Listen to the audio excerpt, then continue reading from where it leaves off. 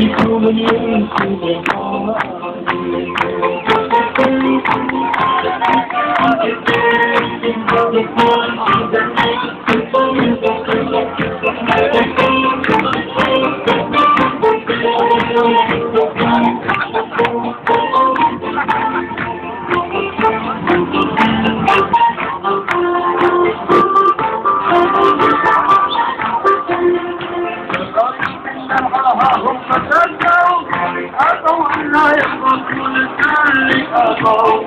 ويقول انك تفكر يا الرحمن لتم شهدائي